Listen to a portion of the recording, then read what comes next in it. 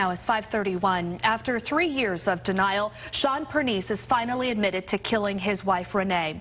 Renee was last seen January 1st of 2009. Nearby searches turned up nothing except Renee's cell phone. Shon's murder trial was set to begin next week, but yesterday prosecutors said they struck a deal with Pernice. He pleaded guilty to voluntary manslaughter. Pernice said that he got mad at Renee and hit her in the face. She fell down some stairs, and that is what caused her to die. Pernice's attorney says they reached this deal within the last few days. Shon today began the process of accepting responsibility and consequences for his past mistakes. Shon admitted today that he made two enormous mistakes that had horrible and lasting consequences for many people. My heart breaks for them because in this job sometimes you meet some of the greatest people under some of the worst circumstances, and this is a situation where I feel like that.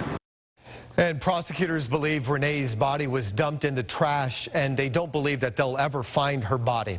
Pernice will be sentenced May 11th. He faces 5 to 15 years in prison.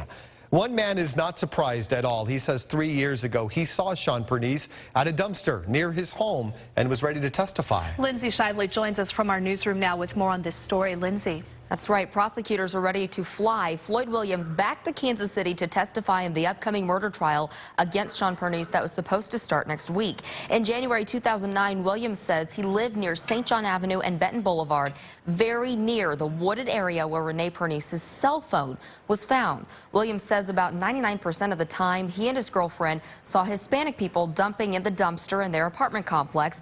And then in January 2009, Williams says his girlfriend yelled that a white man driving a GMC truck was turning and walking away from that dumpster. He didn't have enough time to get his license plate number, but then he saw Shon Pernice's picture on TV a week later.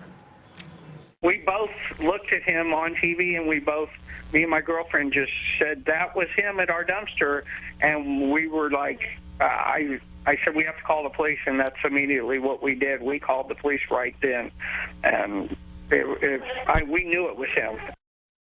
Williams goes on to say he is 100% sure that was Shon Pernice at his dumpster. Police did check, but the dumpster had already been emptied when they went to interview Williams because it was a week after that sighting. Williams now lives in New Orleans, but prosecutors again were flying him back to testify in that trial. From the newsroom, Lindsay Shively, 41 Action News Today.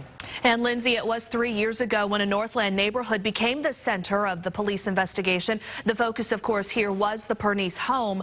Neighbors there were on edge, wondering where Renee was and whether her husband, Shon, could have been responsible for her disappearance. They tell us they are not surprised Shon pleaded guilty, and they even refer to him as psycho. He finally is going to get what he deserves, and it took too long for him to finally said he did it. We all kind of thought after he went to jail that it was going to lead to either he was going to admit he was guilty or he was going to be convicted if he wasn't. So it's just good that he came clean.